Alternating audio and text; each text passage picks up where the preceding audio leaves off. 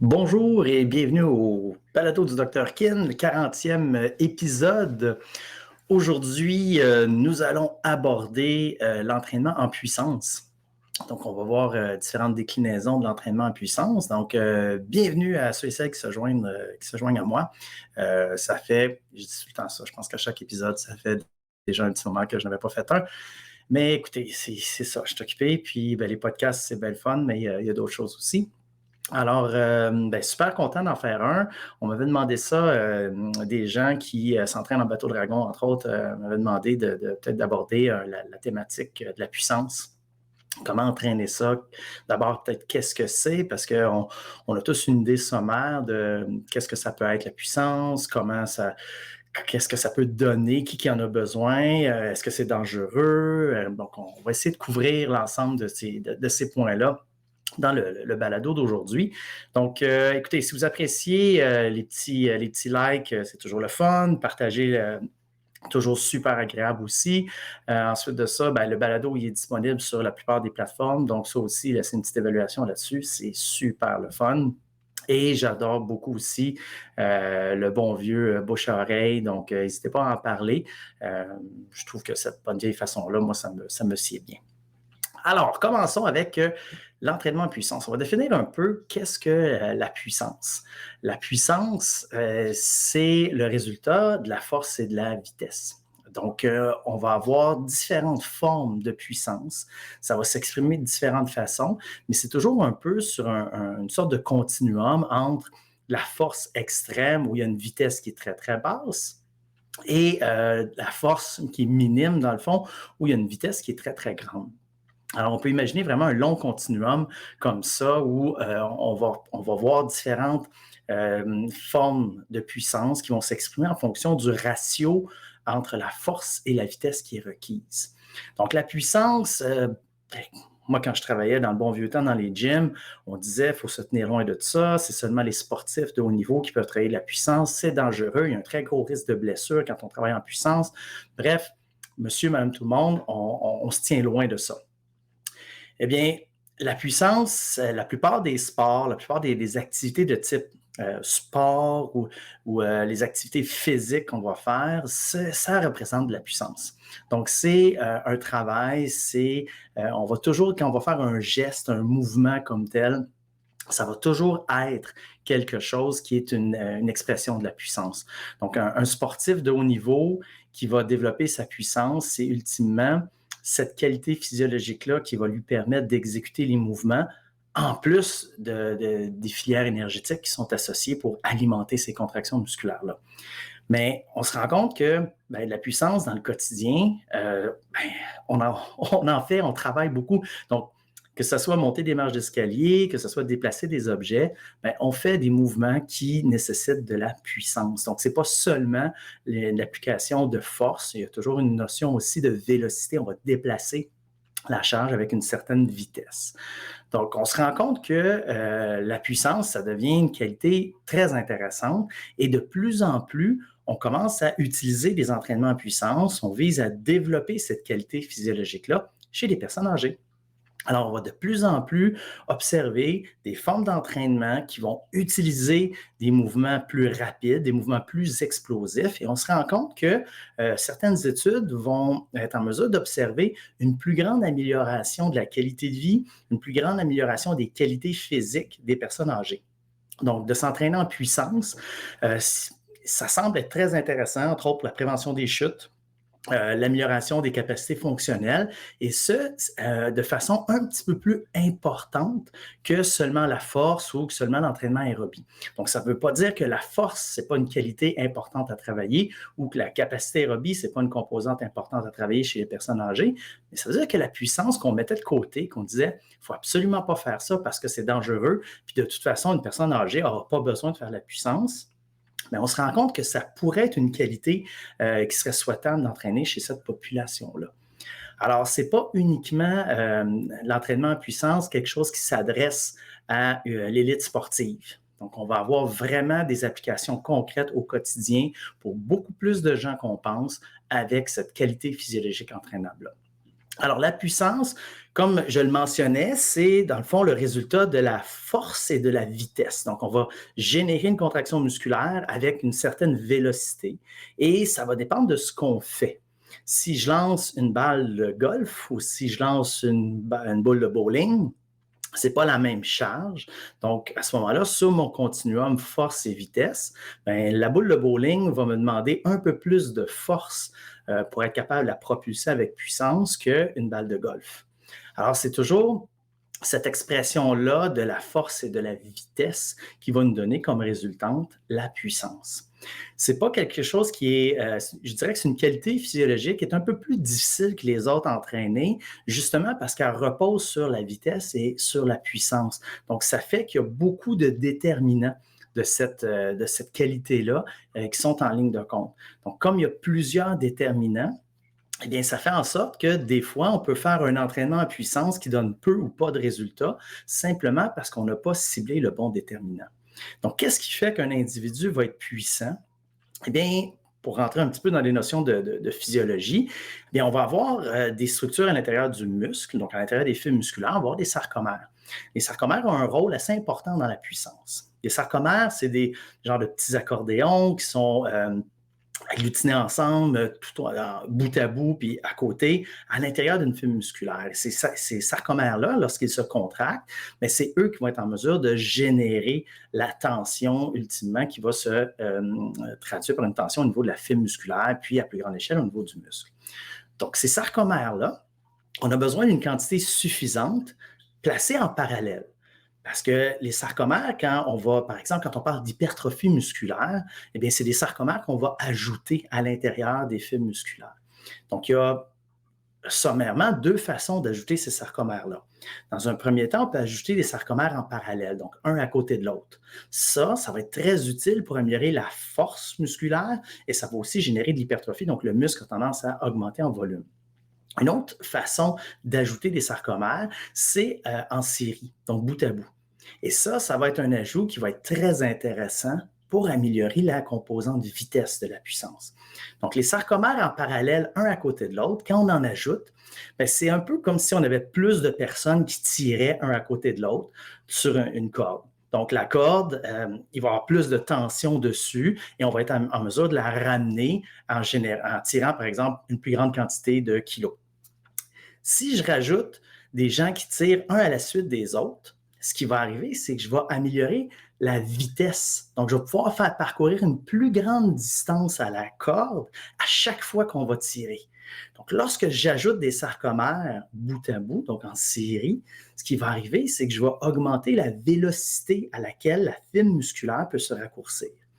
Si j'améliore suffisamment une quantité suffisante de fibres, donc d'unités motrices, etc., je vais pouvoir augmenter la vélocité de façon mécanique. Donc, je vais avoir des structures, de par leur disposition, qui vont permettre aux muscles de contracter plus rapidement. Donc, ça, c'est une question de viande, là. C'est des protéines qu'on ajoute, c'est de l'hypertrophie musculaire. Et ça va nous permettre de générer plus de tension s'ils sont en parallèle et plus de vélocité s'ils sont en série. Lorsqu'on va faire de l'entraînement en force, donc la musculation traditionnelle où je lève très lourd, on va avoir tendance à ajouter des sarcomères en parallèle. Donc, un à côté de l'autre et on augmente à ce moment-là ce qu'on appelle la surface transverse du muscle. On a de l'hypertrophie, on fait grossir le jambon. Lorsqu'on va travailler à très grande amplitude ou encore quand on va faire de l'entraînement en flexibilité de façon très intense, donc des étirements à très haute intensité avec une quantité et une durée suffisante, donc un volume d'entraînement en flexibilité suffisant, ça aussi, ça va permettre l'ajout de sarcomères, cette fois-ci non pas en parallèle, mais en série. Donc, on va réussir en combinant l'entraînement en musculation à augmenter la tension pouvant être générée par le muscle et en travaillant à de grandes amplitudes, que ce soit en musculation ou préférablement en flexibilité, eh bien à ce moment-là, on va améliorer le potentiel de vélocité du muscle. Ce potentiel de vélocité-là, c'est important d'avoir les structures dans le muscle pour y arriver, sauf que c'est important aussi d'être capable de les utiliser, ces structures-là. Et ça, c'est l'autre déterminant de la puissance. Donc, on va avoir besoin de recruter les fibres musculaires dans un premier temps en quantité suffisante et dans un deuxième temps, il va falloir que ces fibres musculaires-là soient en mesure de générer une contraction très rapide. Donc ça va être du travail au niveau du système nerveux. Il va falloir améliorer la transmission nerveuse et, si on veut, la sensibilité de ces fibres-là pour qu'elles soient capables de raccourcir ces sarcomères-là très rapidement. Donc, on a besoin de la viande, de la logistique, donc nos sarcomères en parallèle et en série. Une fois que ça, c'est bien établi dans l'architecture du muscle, mais il faut que le câblage, le réseau électrique soit adéquat. Et là, il va falloir qu'on soit en mesure de recruter les fibres musculaires à une fréquence de stimulation un peu plus importante. Et bien sûr, il faut que ces fibres-là soient capables de soutenir la contraction. Alors, tout ça, c'est de la physiologie. On a tendance à dire, bon, OK, c'est plus ou moins important. Dans le concret, qu'est-ce que ça veut dire? Ça veut dire que si je veux développer de la puissance, eh bien, plus la tâche que j'ai à faire en puissance nécessite de la force. Je prends l'exemple, j'ai à faire des plaquages au football dans la NFL avec des gars qui vont peser 100, 120, 150 kilos à la limite. Eh bien, la composante force de la puissance, quand je vais les frapper, la composante force va être importante. Ou encore, si je suis un sprinteur de gros gabarit, donc je suis assez lourd, eh bien, démarrer va me demander de la puissance, mais avec une forte composante de la force. Donc là, il faut que je m'assure d'avoir suffisamment de viande, donc d'avoir des muscles qui ont une surface musculaire optimale, donc suffisamment développée pour générer la tension requise. Je vais avoir besoin de sarcomères bout à bout, donc ils vont être capables de se raccourcir rapidement, et je vais avoir besoin d'un système nerveux qui est capable de déclencher pour mobiliser cette masse musculaire-là et générer les contractions musculaires à un rythme et une fréquence adéquate. Alors, si on essaie de rester ça vraiment dans le concret, bien, pour améliorer la puissance, il va falloir que j'évalue les exigences de la tâche. Il va falloir que j'évalue, moi, la puissance que j'ai à générer. Est-ce que c'est je lance des fléchettes ou j'ai à déplacer un chariot qui va peser 100 kilos? Donc, c'est quoi? Si c'est un joueur de hockey, c'est quoi les charges? Je vais faire face à quoi? Parce que si je prends l'exemple d'un joueur de hockey, bien, je vais avoir de la puissance qui va être requise pour patiner. Il va falloir que j'accélère ma masse sur la glace avec des coups de patin. Et ça demande beaucoup de puissance. Plus je suis lourd, plus mon équipement est lourd. Si j'ai des gens qui m'accrochent, donc ça va augmenter la composante force au niveau du déploiement de la puissance. Ensuite de ça, si on parle d'un lancer frappé, eh bien là, ça change. Lancer frappé, la rondelle, c'est pas très lourd. Le hockey, c'est pas très lourd. Donc là, la composante, la qualité de la puissance, on va cibler une composante de vitesse beaucoup plus importante que pour le coup de patin. Donc, mon travail en musculation, bien, je vais avoir besoin de davantage de force dans les membres inférieurs, davantage de masse musculaire dans les membres inférieurs pour être capable de générer la puissance requise pour avoir un coup de patin et une vitesse de patinage suffisante. Et pour les membres supérieurs, je vais avoir besoin de faire moins de travail en force. Et là, je vais devoir déployer plus de vitesse, plus de vélocité pour être en mesure de propulser la rondelle avec puissance. Donc, l'évaluation de la tâche est très, très importante. Et ça, bien, habituellement, c'est le préparateur physique qui doit faire son travail. Je prends l'exemple en aviron, tous les sports auto, même en natation, on a besoin de puissance. Et là, ce qui est particulier, c'est qu'on fait face à des fluides. Donc, l'eau, la résistance est très importante. Donc, plus je vais déployer de la puissance dans l'eau, plus ça va être difficile.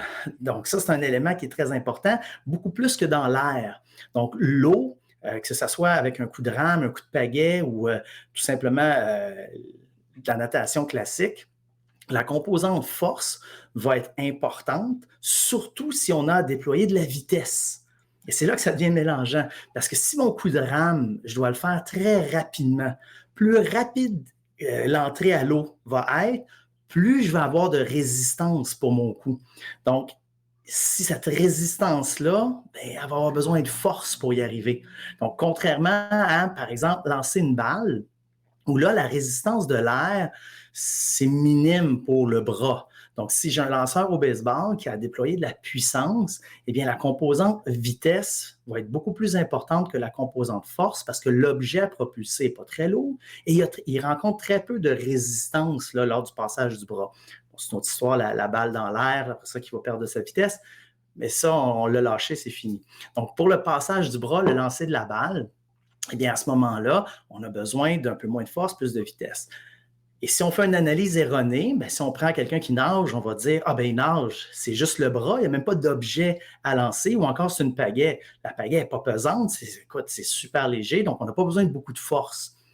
Eh bien, si on analyse, on pousse un petit peu plus loin, puis on regarde, bien, une fois qu'on rentre dans l'eau, la vitesse va perdre de son importance au profit de la force pour être en mesure de générer une puissance qui va être acceptable, donc qui va nous permettre de nous propulser à une vitesse suffisante. Donc, cette analyse-là est super importante parce que ça va déterminer qu'est-ce qu'on doit cibler, quels sont les déterminants importants de la puissance.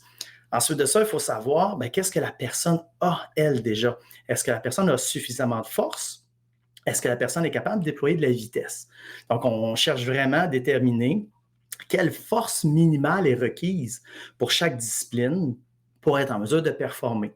Donc, ça, c'est relativement simple à faire. Donc, c'est de regarder les gens qui performent très bien dans la discipline X ou Y, d'évaluer, c'est quoi leur force, puis de regarder quelle est la force minimale chez ces gens-là qui performent à haut niveau et de partir avec cette valeur-là. Donc, on a tendance des fois à regarder c'est qui le plus fort et dire, ah ben ça c'est le plus fort, donc il faut atteindre ce niveau de force-là pour être en mesure de performer comme il ou elle. Ça peut faire en sorte qu'on va déployer beaucoup de ressources pour augmenter la force, alors qu'on n'en a peut-être pas besoin autant.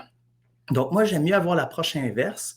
Regardez, parmi ceux qui performent le mieux, c'est qui les moins forts? Donc, ça pourrait me donner une idée approximative de la valeur plancher pour la force. Qu'est-ce qu'on devrait cibler?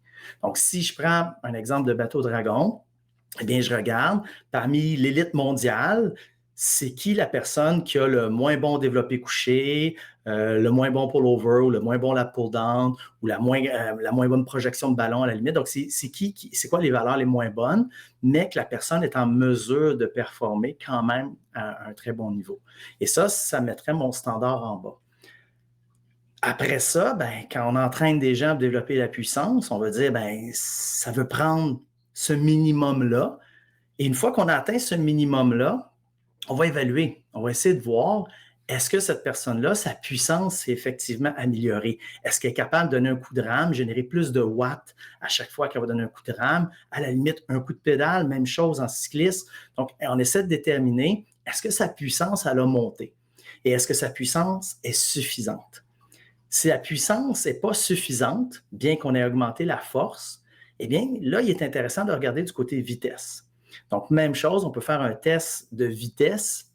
Le test de vitesse, faire attention, il faut faire la distinction des tests de temps de réaction et des tests de vitesse. Donc, beaucoup de gens vont tester la vitesse avec des lumières qui allument, puis il faut aller toucher le plus rapidement possible. Il faut faire attention parce que là, il y a une composante analyse qu'on fait ça. C'est-à-dire que la personne doit voir la lumière, dire « OK, c'est là que je vais ». Alors, ce test-là peut causer un certain biais Parce que si on a quelqu'un qui est vraiment pas bon en termes de perception-analyse, il pourrait avoir une très bonne vitesse, mais pas capable de la déployer sur le test. Alors que si sa tâche, c'est de lancer une balle de baseball, la perception-analyse n'est pas au niveau de la vélocité à laquelle son bras va passer, c'est beaucoup plus au niveau de le type de lancer qu'il a à faire, le frappeur auquel il fait face, etc., etc. Donc, juste faire attention, les tests de vitesse, s'assurer que, dans le fond, c'est quelque chose qui ressemble à la tâche qu'on va faire avec la composante force qu'on va enlever. Donc, ça peut être, je prends un exemple de bateau dragon, ça pourrait être sur 10 secondes le maximum de coups de rame dans l'air qu'on est capable de faire entre le point A et le point B. Ça peut être, en dessous de ça, c'est vraiment quelque chose où on veut que ce soit seulement le passage de quelque chose, le temps que ça prend pour faire ça, sans qu'on ait à traîner une charge importante. Parce que là, on travaille trop du côté de la force. Donc, c'est des exemples un peu de caractéristiques de tests de vitesse qu'on peut avoir. Alors, ce qu'on fait, bien, on va regarder, on a amélioré la force de la personne, la puissance générée, ce n'est pas amélioré, mais là, on peut essayer de travailler la vitesse ou encore, on peut essayer de travailler la puissance parce qu'il y a une composante vitesse dans la puissance. Et là, on travaillerait, par exemple, avec, je donne un exemple, je travaillerais avec, pour les coups de rame, je travaillerais avec un ergomètre. Par exemple, on peut avoir des rameurs, le concept 2, etc. Et je travaillerai avec ça parce que la résistance, c'est pas l'eau sur ce type d'appareil-là, c'est l'air. Donc, la résistance de l'air est moins importante que la résistance de l'eau. Donc, ça me permettrait d'exploiter un peu plus la composante vitesse de la puissance à ce moment-là. Et après ça, c'est de regarder, bon, ma force est toujours bonne, excellent, j'atteins mon seuil minimal. Ma puissance avec un minimum de résistance s'est améliorée. Donc maintenant, est-ce que ma puissance spécifique à la tâche que j'ai à faire s'est améliorée? Plus particulièrement, est-ce que mes performances se sont améliorées? Et on fonctionne un peu toujours en oscillant entre le côté force et le côté vitesse qu'on va regarder. Alors, c'est un peu une façon de chercher par essai-erreur à voir qu'est-ce qui augmente la puissance. L'autre façon que beaucoup de gens font par défaut, c'est qu'ils vont arriver, ils vont dire, ben moi, je travaille de la puissance, point final. Je vais faire la tâche, puis je vais m'améliorer à la tâche. Eh bien, ça va être, c'est sûr qu'il va y avoir une amélioration. Pourquoi? Parce que c'est très spécifique. Donc, l'élément de spécificité va permettre d'améliorer le travail en puissance, juste à faire la tâche. Moi, quand j'ai commencé à jouer au baseball, pour améliorer la vélocité de son lancer, c'était pas compliqué. Tu lançais une balle. Il n'était pas question de faire de musculation, il n'était pas question de faire de projection d'objets plus lourds. Donc, tu lances une balle, puis concentre-toi, lance-la plus vite, puis lance-en. Donc, c'était vraiment le travail très, très spécifique, qui n'est pas mauvais, sauf que si ton facteur limitant, je reviens avec l'exemple de tous les sports de rame, bien, si la force est déficiente, le travail spécifique va prendre plus de temps à améliorer la force. Donc, il va y avoir une progression, mais la progression va être moins rapide parce que je ne travaille pas spécifiquement le facteur limitant. Donc, je travaille le résultat final que je veux, qui est un coup de rame puissant, mais la personne n'est pas en mesure d'avoir un coup de rame puissant parce qu'elle n'est pas assez forte. Et le fait de donner des coups de rame, ça sollicite une partie de la force, alors qu'on pourrait l'augmenter de façon beaucoup plus importante en travaillant avec une surcharge beaucoup plus importante sans nécessairement être très spécifique. Donc, je préfère du développé couché, des exercices de traction, améliorer mon 1RM avec très lourd. Et ça, il y aurait une conversion, donc une partie de ces gains-là qui s'en irait en puissance et qui permettrait potentiellement de progresser plus vite. Donc, ce n'est pas qu'on ne progressera pas, c'est juste qu'on risque de progresser un peu plus vite si on est en mesure de cibler le facteur limitant précis dans le développement de la puissance. Donc, ça, c'est des choses intéressantes. Ceux qui ont écouté d'autres épisodes du balado, je reviens des fois beaucoup avec l'entraînement iso-inertiel.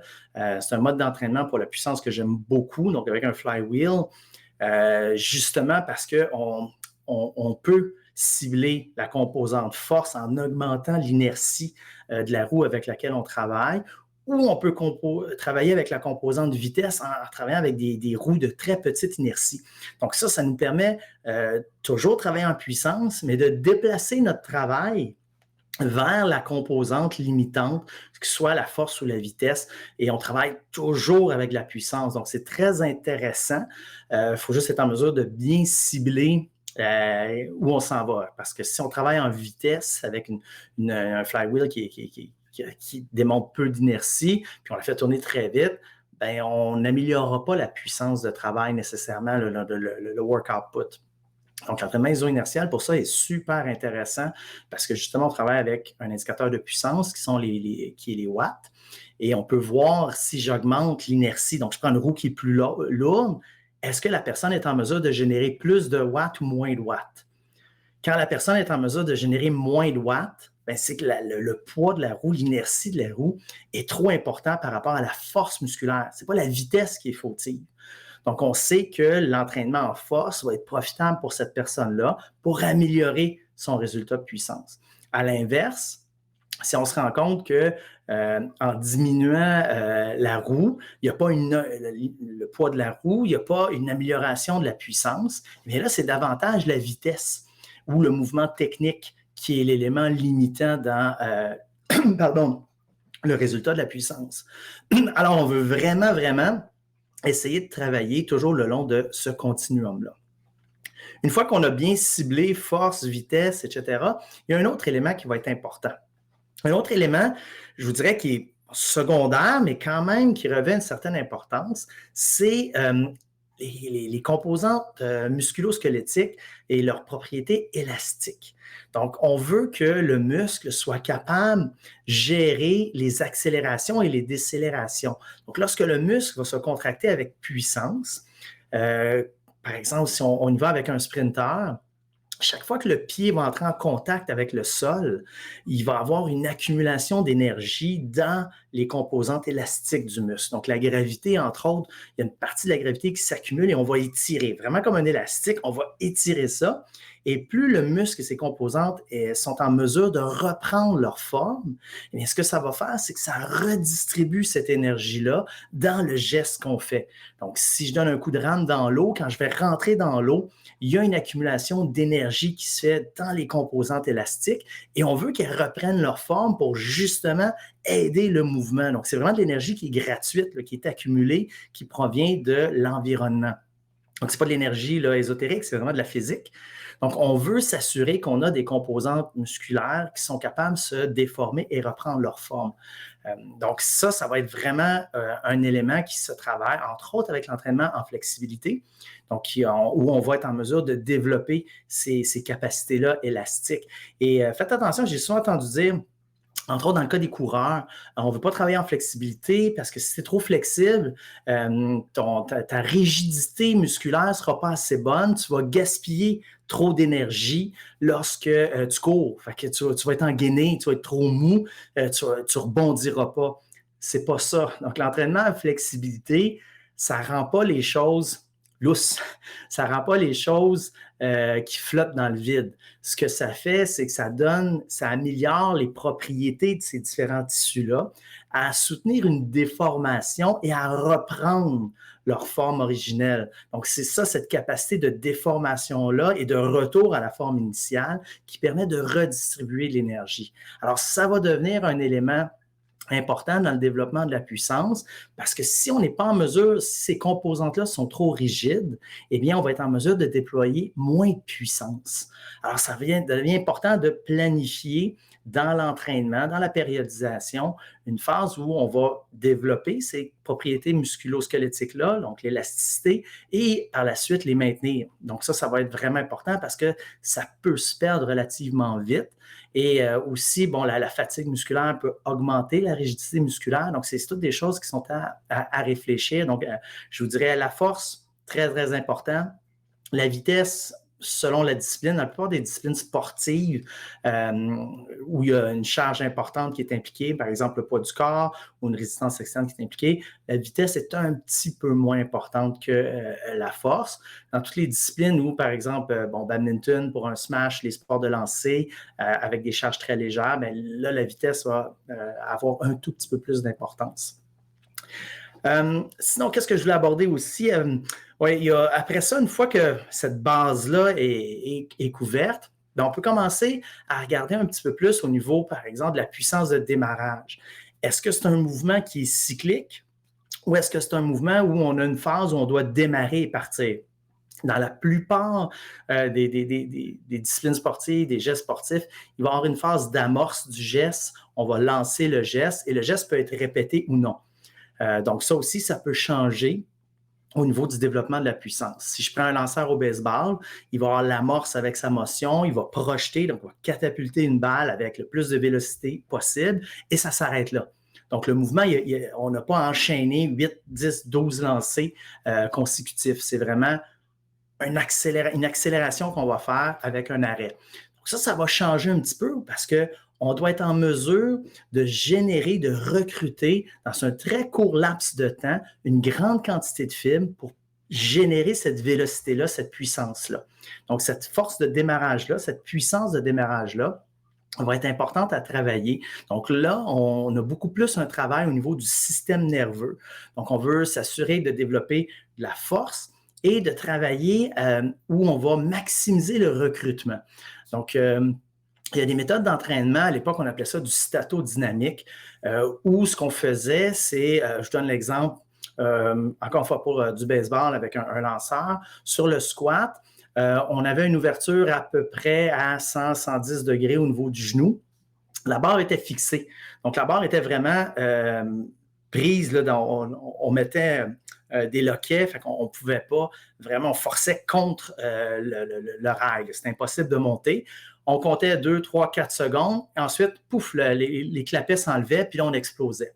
Mais ça, c'est un exemple de travail qui va permettre de développer la force de démarrage. Qu'est-ce qui se passe concrètement quand on fait ça?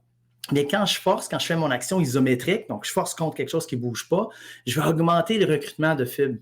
Plus j'augmente les unités motrices puis les fibres qui sont impliquées, plus je vais aller solliciter ce qu'on appelle des unités motrices de gros calibre, donc des fibres musculaires qui sont capables de générer beaucoup de contractions en très peu de temps. Bref, de la puissance.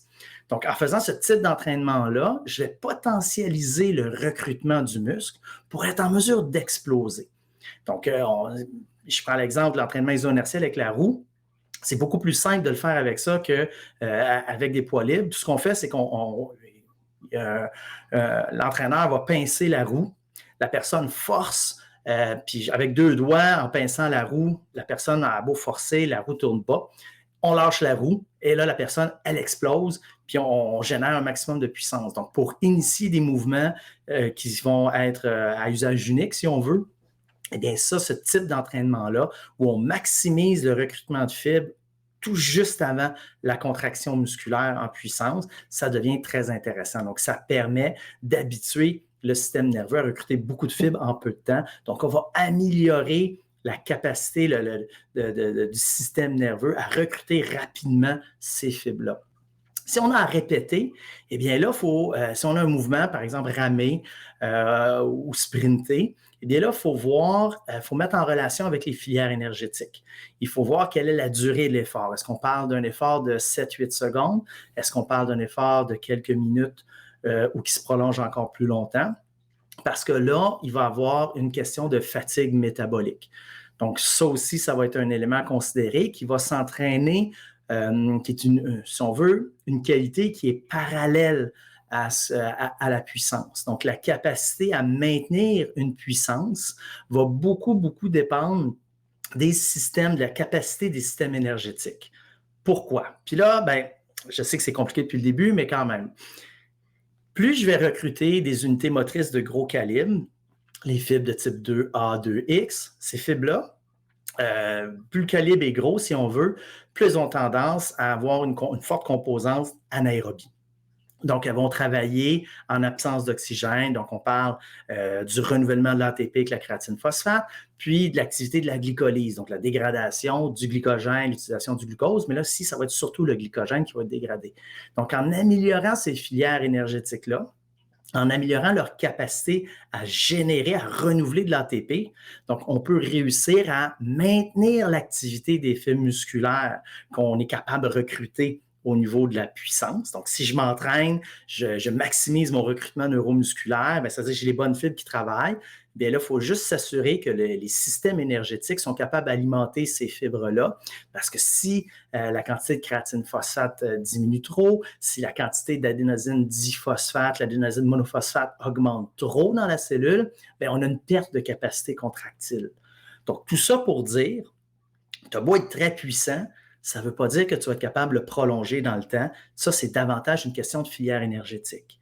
Et on a trop tendance à exclure le métabolisme aérobie des activités de puissance. On se dit, ça fait 2 minutes, ça fait 3 minutes, on n'a pas besoin du système aérobie.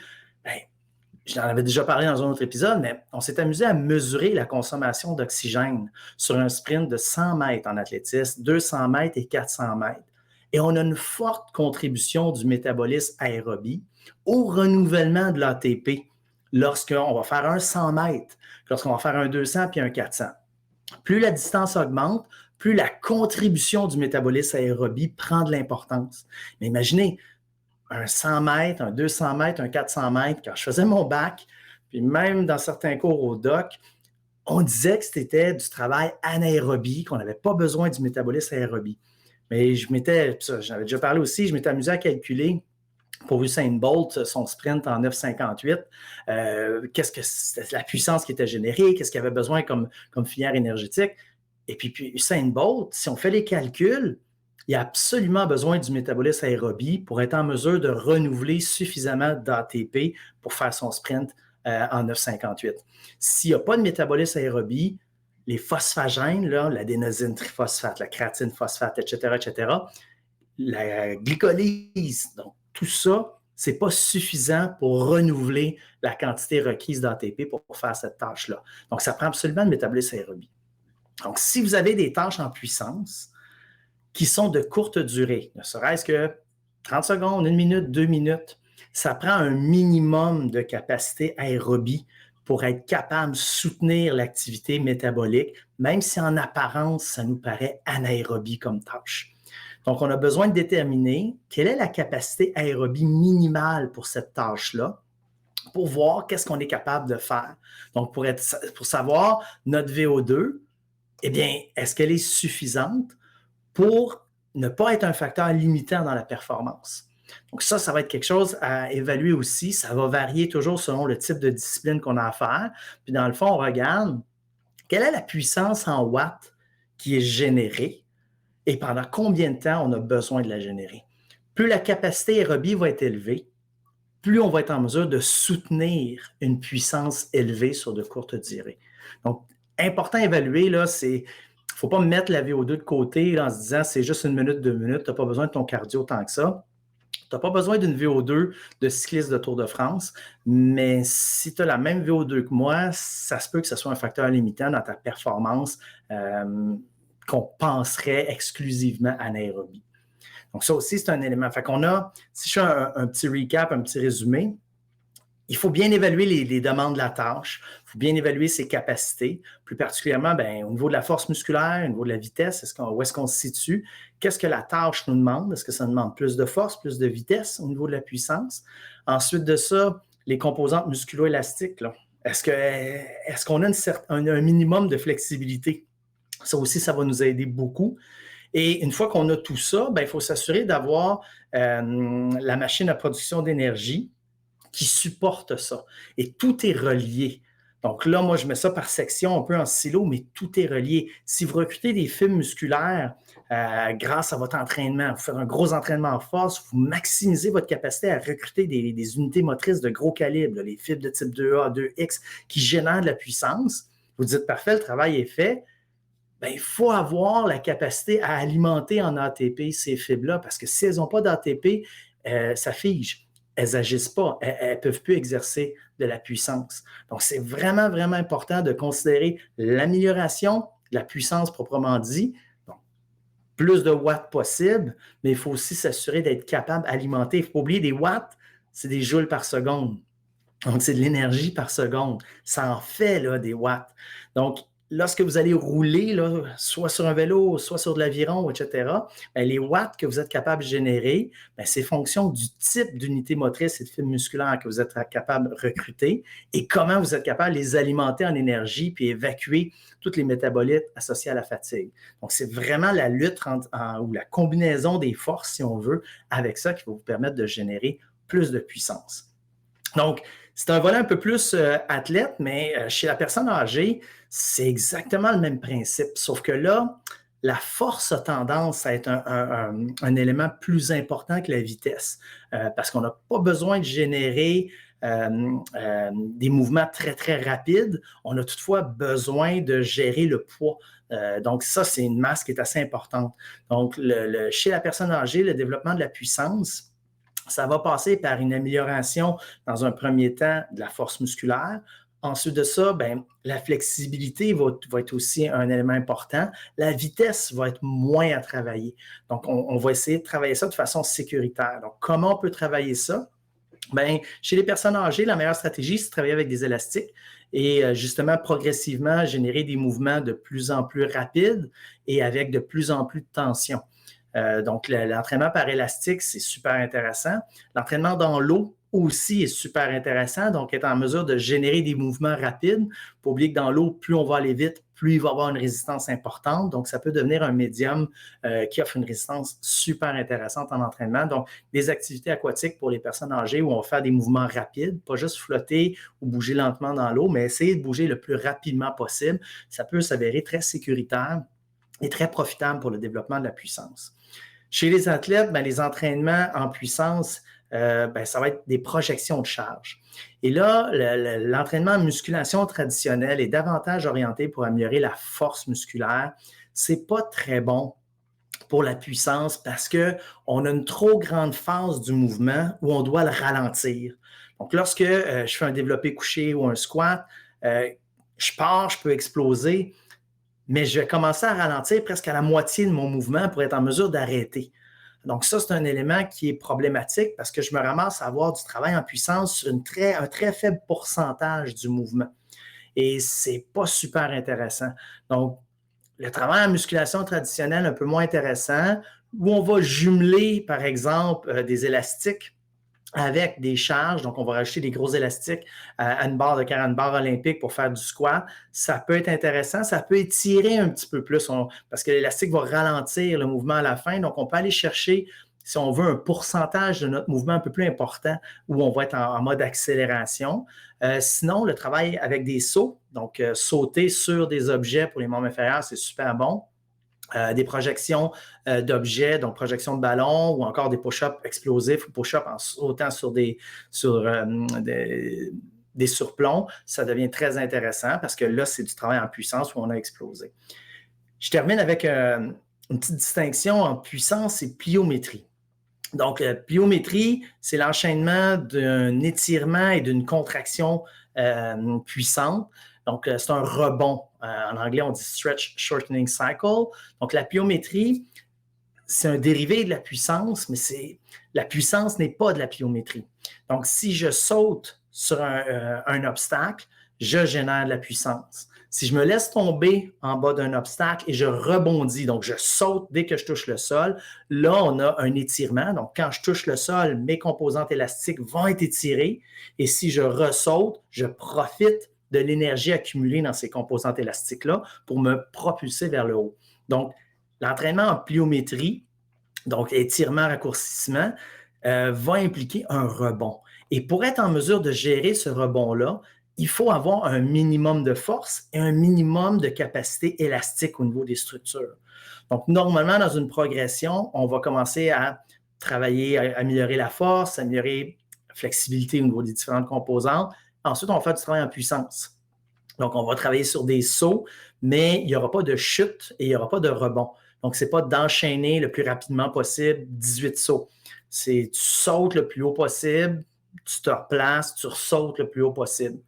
Et si c'est requis, bien après ça, on peut faire du travail en pliométrie, mais seulement si c'est requis. Donc, le travail en pliométrie va être intéressant lorsqu'on a à faire des changements de direction. Donc, pour l'agilité, tous les sports, par exemple, où on a des adversaires, il faut éviter. Ça peut devenir assez intéressant de faire du travail en pliométrie.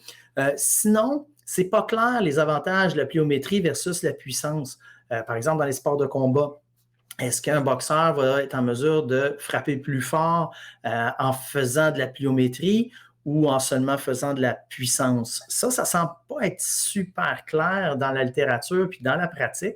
Les gens à qui j'ai jasé là-dessus, on fait des deux, mais on ne sait pas trop lequel des deux a le plus d'impact ou fait une différence. On ne prend pas de chance, on fait les deux.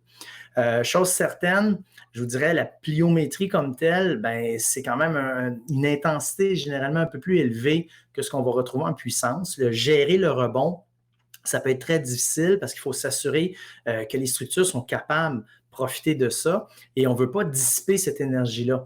Je ne veux pas me laisser tomber en bas d'un box jump, écraser en bas, puis après ça, ressauter. Parce que là, ce n'est pas un effet pliométrique, donc l'énergie accumulée dans les composantes élastiques, c'est dissipé. Donc, je suis aussi bien de faire juste de la puissance ou de réduire la hauteur du box à partir de laquelle je saute. Donc, normalement, là, on veut toujours passer en bas d'une seconde en contact avec le sol lorsqu'on va faire de la plio. Idéalement, c'est point quelques secondes. Là. On parle d'un point 3, point 4 secondes. Là. C'est vraiment temps de réaction. Je sens le sol, je ressaute tout de suite. Alors, ça fait pas mal le tour de ce que je voulais jaser aujourd'hui. Merci d'être là. Si vous avez des questions, des commentaires, je vais rester encore un petit peu en ligne quelques secondes. C'est le temps de les mettre dans le chat. Selon l'endroit où vous êtes, c'est pas certain que je vais le voir. Sinon, vous pouvez me rejoindre sur drkin.com. Il y a une petite section en bas, Let's Connect.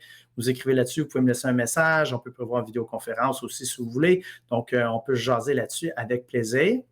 Sinon, vous pouvez aussi m'écrire par courriel mso@drkin.com.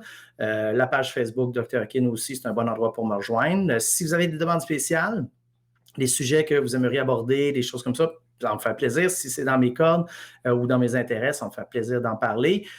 Après ça, quand est-ce que je vais en parler? Ça, c'est une autre histoire. On va voir c'est quand. Mais dans l'ensemble, c'est pas mal ça. Donc, n'hésitez pas à partager, n'hésitez pas à aimer ça si vous aimez ça, à le faire savoir, c'est toujours apprécié. Et puis, je vous retrouve éventuellement pour l'épisode 41. Sur ce, je vous souhaite une bonne fin de semaine.